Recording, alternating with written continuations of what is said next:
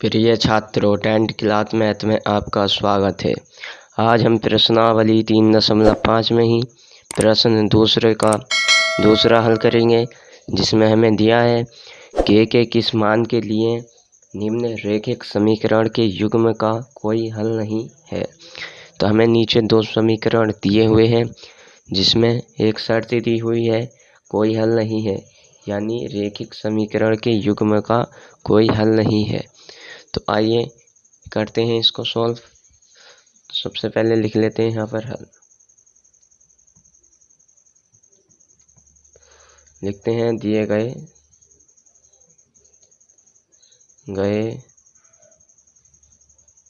समीकरण।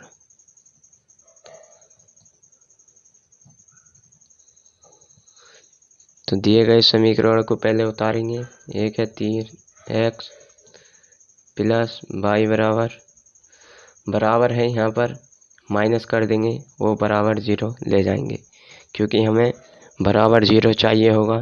यहाँ पर लिख देंगे से दिए गए समीकरण से।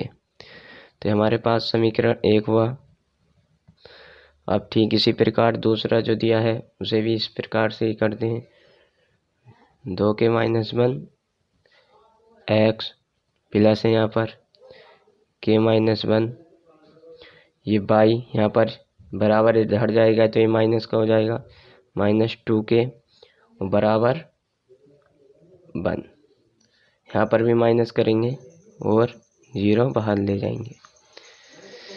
तो इस प्रकार से हमने ये यहाँ पर 0 बाहर ले लिया है।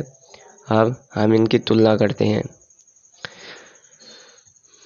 तो आइए करते हैं समीकरण 1 व 2 की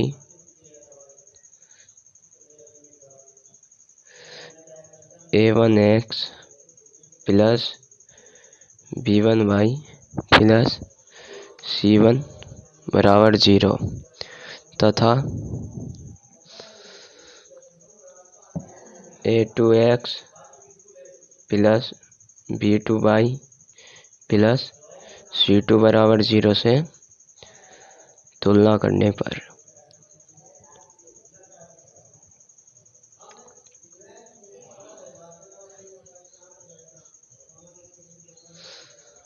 अब यहाँ पर देखेंगे कि a1 कौन सा होगा। a1 देखते हैं पहले समीकरण में। तो a1 होगा 3।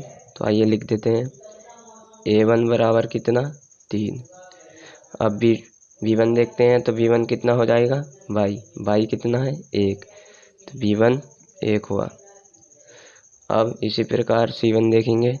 c1 होता अचर पद, और इसमें देखेंगे अचर पद जो हमने समीकरण जो बनाया है वह ये है। तो हम इसमें ही देखेंगे a1 a2, तो -1 होगा। अब आती है a2 की बात। a2 और b2 और c2 क्या होगा, तो क्या होगा, a2 देखेंगे दूसरे समीकरण में होगा तो 2k-1 यानी 2k-1 हो गया, कोमा लगाएंगे। b2 जो होगा हमारे पास वो होगा k-1, क्योंकि ये पूरी y वाली संख्या है, पूरी दी जो है हमें। तो y वाले के आगे जो संख्या है वो होगी k-1। इसी प्रकार यहाँ देखेंगे, यहाँ जिस प्रकार लिया था x वाली संख्या थी, इसके आगे क्या था 3, तो 3 लिया था, और y थी 1 लिया था। तो इसी प्रकार यहाँ भी k-1 लेंगे, ये हो गया। अब c2 का मान क्या होगा, यानी अचर पद, और इसमें अचर पद कौन सा है, y माइनस 2k-1, ये है अचर पद इसमें।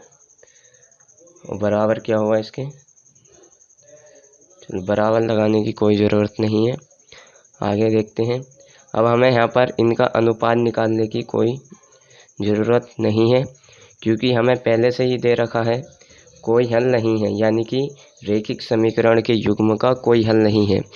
जब हमें पता लगाना होता था कि किसका अपरिमित रूप से अनेक हल है, या अद्वितीय हल है, या फिर कोई हल नहीं है, इसके लिए हम इनका अनुपात निकालते थे। अब हमने खाली A1, B1 और C1, A2, B2 और C2 निकाला है ताकि हम इसका मान रख सकें, क्योंकि कोई हल नहीं है। इसके क्या मतलब होता है कि A1 क्योंकि यहाँ पर लिखते हैं दिया है, क्या दिया है हमें, A1/A2 बराबर तो है B1/B2 के, परंतु बराबर नहीं है C1/C2 के। तो जब कोई हल नहीं होता है तो ये वाली शर्त लगती है, यानी A1/A2 बराबर B1/B2 के बराबर नहीं C1/C2 के। तो आइए अब यहाँ पर मान रख देते हैं, यहाँ डालते हैं, इसलिए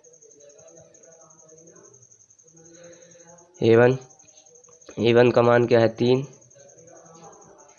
A2 का मान क्या है 2k-1 और बराबर है B1 का मान क्या होगा 1 और B2 का मान होगा k-1। अब यहाँ पर देखेंगे ये चीज़ इसके बराबर नहीं है तो इसका मान नहीं डालेंगे, क्योंकि ये चीज़ इसके बराबर नहीं है। तो आगे चलते हैं, अब इसे सोल्व कर लेते हैं। 8 से गुणा करेंगे k-1 की 3 से बराबर है और 1 की 2k-1 से।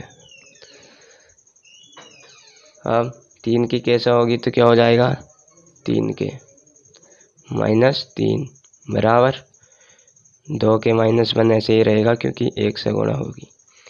अब 3 के जो k वाली संख्या है उसे इधर लेकर आएंगे, काय की हो जाएगी माइनस की 2k, ये क्या है बराबर इधर जाएगा -1, ये इधर आके प्लस का 3 हो जाएगा। अब हमारे पास क्या बचता है k, खाली k बचेगा बराबर कितना 3 में से 1 गया 2, तो k बराबर हमारा क्या आया 2। तो ये हमारा क्या आंसर। इस प्रकार आप इस टाइप के क्वेश्चनों को आसानी से सॉल्व कर सकते हैं। और ये वीडियो आपको पसंद आया हो तो वीडियो को लाइक करें, चैनल को सब्सक्राइब करें। कल फिर हाजिर होते हैं एक नई वीडियो के साथ, तब तक के लिए धन्यवाद।